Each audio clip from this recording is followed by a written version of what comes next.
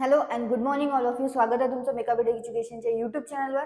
तर चला बघूया आजचे व्होकॅब्युलरीचे वर्ड्स, त्यांचे सिनोनिम्स आणि अँटोनिम्स आणि मराठीमध्ये मीनिंग्स, वन वर्ड सबस्टिट्यूशन. जसं की आता सेंटेन्स दिला आहे, त्या सेंटेन्समध्ये त्या सेंटेन्सला वन वर्डमध्ये आपण कसं एक्सप्लेन करू आणि त्याचा सुद्धा मराठीमध्ये काय अर्थ होतो तो सुद्धा बघूया आपण. मिसपेल्ड वर्ड मध्ये 4 ऑप्शन्स दिलेले आहे. 4 ऑप्शन्समध्ये आपल्याला करेक्ट स्पेलिंग कोणती आहे ते शोधायची आहे. त्याचं सुद्धा आपण मराठीमध्ये मीनिंग बघू आणि इडियम्स अँड फ्रेजेस. ओके, याचे सुद्धा मराठीमध्ये मीनिंग्स आपण बघूया. सो फर्स्ट वर्ड आहे आजचा आपला व्होकॅब्युलरीचा, तो आहे कस्टमरी. CUSTOMARY.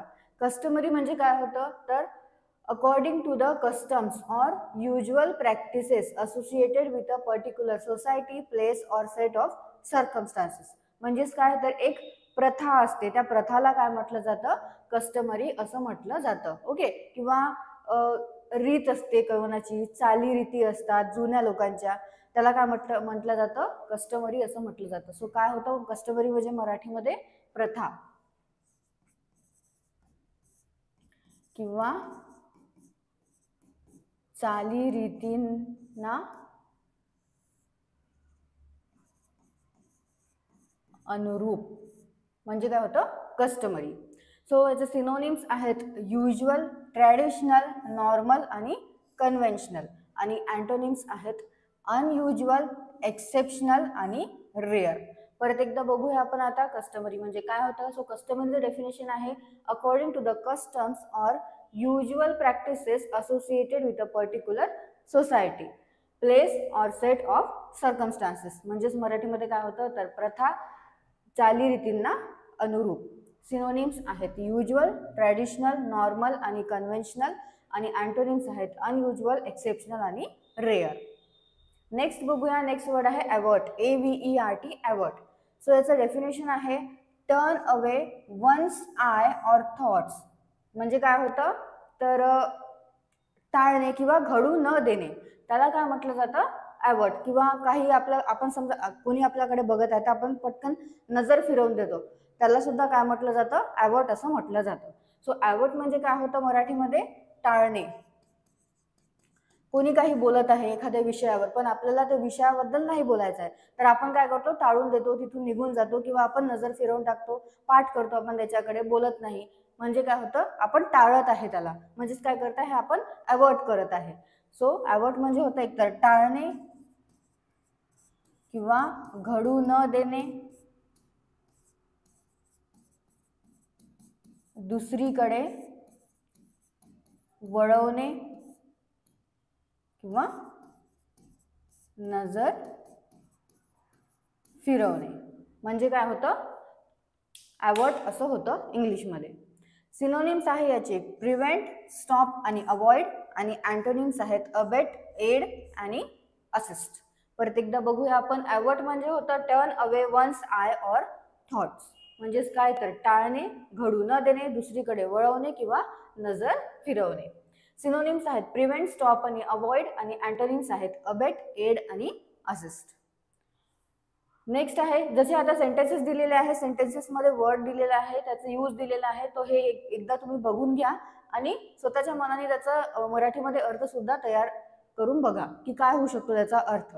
जसं मी तुम्हाला मीनिंग सांगितलेलं आहे अवॉइडचं, सो त्या सेंटेन्समध्ये कसं त्या अवॉइडला फिक्स करण्यात आलेलं आहे ते सुद्धा तुम्ही एकदा बघून घ्याल. ओके. नेक्स्ट आहे वर्ड रेट्रोग्रेड. रेट्रोग्रेडचं मी डेफिनेशन आहे डायरेक्टेड और मुव्हिंग बॅकवर्ड. म्हणजेच काय होणे तर मागे जाणारं जे असते, बॅकवर्ड म्हणजे काय होतं मागे, आणि मुव्हिंग मागे जात आहे. ओके, मुव्हिंग बॅकवर्ड किंवा मागे जाणे, मागील बाजूला जे काही असतं त्याला म्हटलं जातं रेट्रोग्रेड. ओके, सो काय आहे मराठीमध्ये रेट्रोग्रेड म्हणजे प्रतिगामी किंवा मागील बाजूला रोखलेला. आणखी म्हटलं जातं मागे जाणारा किंवा मागे जाणे, म्हणजे काय होतं रेट्रोग्रेड. सिनोनिम्स आहेत बॅकवर्ड, बॅकवर्ड्स, रिव्हर्स आणि रिअरवर्ड. ओके, काय आहेत बॅकवर्ड, बॅकवर्ड्स, रिव्हर्स आणि रिअरवर्ड. अँटोनिम्स आहेत फॉरवर्ड. काय आहे रेट्रोग्रेड म्हणजे डायरेक्टेड ऑर मुव्हिंग बॅकवर्ड, म्हणजेच काय तर प्रतिगामी, मागील बाजूला रोखलेला, मागे जाणारा किंवा मागे जाणे, याला म्हटलं जातं रेट्रोग्रेड. सिनोनिम्स आहेत बॅकवर्ड, बॅकवर्ड्स, रिव्हर्स आणि रिअरवर्ड आणि अँटोनिम आहेत फॉरवर्ड म्हणजे पुढे. नेक्स्ट आहे परस्यूट, PURSUIT, परस्यूट. परस्यूटचं डेफिनेशन आहे the action of pursuing someone or something, म्हणजेच काय करणे, काहीतरी परस्यू करणे. काही जसं आपण आता शिकत आहे, डिग्रीला आहे आपण, तर काय करते आपण डिग्री परस्यू करत आहे, शिकत आहे. एक वेळ आपण आपली जर डिग्री झाली तर काय म्हणतो आपण पास झालेलो आहे, पण जेव्हा आपण त्या प्रोसेसमध्ये असतो ते काय असते, आपण परस्यू करत आहे. म्हणजेच काय करणे तर पाठपुरावा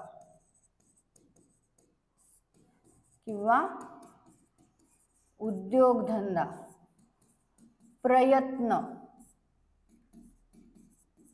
पाठलाग आणि अभ्यास. ओके, असे याचे वेगळे वेगळे अर्थ आहे परस्यूटचे. तर काय आहे definition, the action of pursuing someone or something, काहीतरी परस्यू करणे, म्हणजेच काय करणे, पाठपुरावा करणे, उद्योगधंदा करणे, प्रयत्न करणे, पाठलाग करणे किंवा अभ्यास करणे, त्याला म्हटलं जातं परस्यूट. सिनोनिम्स आहेत चेझिंग, परस्युइंग, स्टॉकिंग, ट्रॅकिंग आणि अँटोनिम्स आहेत रिट्रीट आणि सरेंडर. काय आहेत सिनोनिम्स परस्यूटचे, चेझिंग, परस्युइंग, स्टॉकिंग आणि ट्रॅकिंग आणि अँटोनिम्स आहेत रिट्रीट आणि सरेंडर. नेक्स्ट बघूया one word substitution. One word substitution मध्ये फर्स्ट वर्ड जो आहे तो आहे आपला परक्विसिट, PERQUISIT. परक्विसिट म्हणजे काय होतं तर an emolument over and above fix salary, म्हणजे फिक्स सॅलरीच्या वरती काही मिळालेले जे पैसे असते त्याच्या व्यतिरिक्त मिळालेले जे काही पैसे असते सॅलरीच्या व्यतिरिक्त, त्याला काय म्हटलं जातं, परक्विसिट असं म्हटलं जातं. ओके, म्हणजेच काय होतं अनुलाभ किंवा जो थोडाफार भत्ता मिळत असतो सॅलरीच्या व्यतिरिक्त, त्याला म्हटलं जातं परक्विसिट. सो मराठीमध्ये काय होतं परक्विसिट म्हणजे अवांतर किंवा प्राप्ती. तर कशाची, नित्याच्या पगारा व्यतिरिक्त भत्ता. ओके, भत्ता सुद्धा म्हटलं जातं किंवा अनुलाभ. काय होतं an emolument over and above fix salary, fix सॅलरीच्या वरती काही पण, त्या फिक्स सॅलरीच्या फिक्स पगाराच्या वरती काही पण मिळालेली जी रक्कम असते त्याला काय म्हटलं जातं, परक्विसिट असं म्हटलं जातं. त्यालाच मराठीमध्ये काय म्हटलं जातं, अवांतर प्राप्ती, म्हणजेच पगारा व्यतिरिक्त जे काही मिळालेली अमाऊंट असते ती भत्ता किंवा अनुलाभ, त्याला म्हटलं जातं परक्विसिट. नेक्स्ट आहे प्रीव्हॅरिकेट. प्रीव्हॅरिकेट म्हणजे काय आहे, to avoid giving a direct answer to a question in order to hide the truth. म्हणजेच काय तर आपल्याला काहीतरी लपवायचं आहे, ते लपवण्याकरता आपण काय डायरेक्ट आन्सर देत नाही, अवॉइड करतो त्या क्वेश्चनला. म्हणजे काय होतं त्याचा वन वर्ड मध्ये आपण त्याला काय म्हणू इंग्लिशमध्ये, प्रीव्हॅरिकेट. Okay, PREVARICAT, प्रीव्हॅरिकेट. म्हणजेच काय म्हणजे खोटे बोलणे,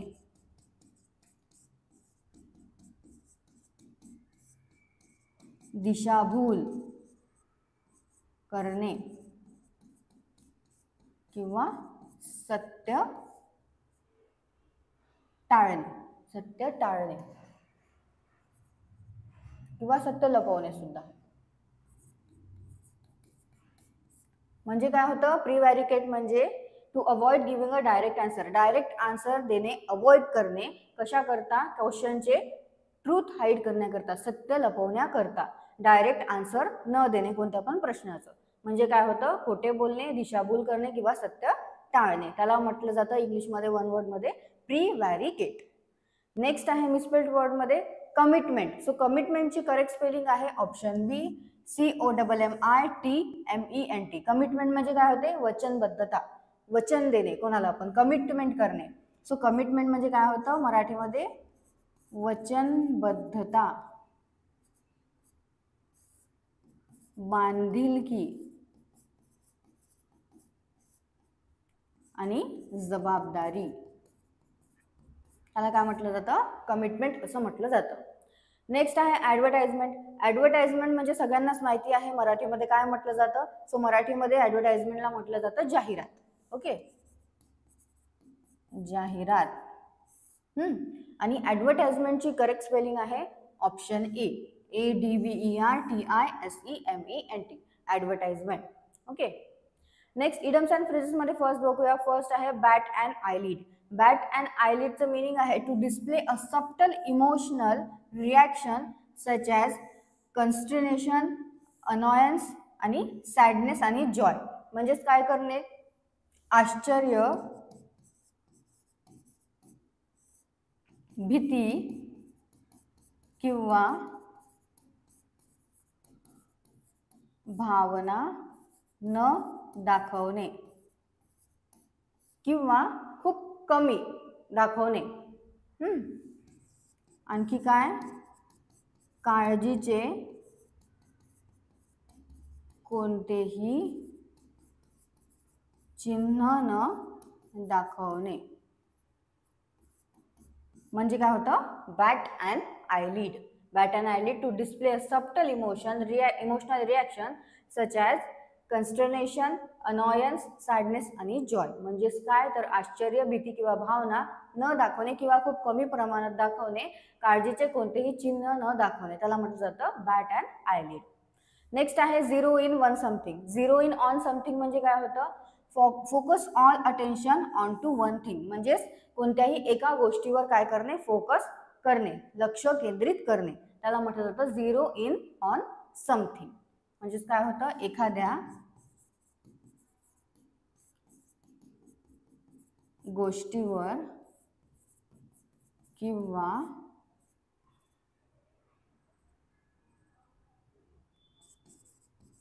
व्यक्तीवर संपूर्ण लक्ष केंद्रित करणे. एखाद्या गोष्टीवर किंवा व्यक्तीवर संपूर्ण लक्ष केंद्रित करणे, त्याला काय म्हटलं जातं फ्रेजमध्ये, zero in on something. Focus all attention on to one thing. एकाच गोष्टीवर फोकस करणे, अटेन्शन देणे, त्याला म्हटलं जातं zero in on something. Okay, परत एकदा तुम्ही सिनोनिम्स, अँटोनिम्स मराठीतले मिनिंग वाचून घ्या. जे पण आज युजेस दिले आहेत ते युजेस सुद्धा एकदा तुम्ही वाचून घ्या. त्याचे मराठीमध्ये मिनिंग सुद्धा तयार करून बघा स्वतःच्या मनाने. आणि जे वर्ड्स दिलेले आहेत त्या वर्ड सुद्धा घेऊन तुम्ही स्वतःच्या मनाने सेंटेन्सेस सुद्धा तयार करत चला. सगळे एकदा परत वाचून घ्या, नोट डाऊन करत चला. आधी जे वर्ड झालेले आहेत ते सुद्धा रिवाइज करत चला. आणि जसे जसे वर्ड होत जाते ते सुद्धा तुम्ही वाचत चलत जा दररोज. नाहीतर मग तुम्ही जे होत आहे वर्ड्स ते तुमचे होत राहील आणि जे आधी झालेले आहे ते तुम्ही विसरून जा. ओके, सो तुम्हाला सेशन आवडला असेल, सेशनला लाईक करा, चॅनलला सबस्क्राईब करा, तुमच्या फ्रेंड्सला शेअर करा. All the best all of you and thank you.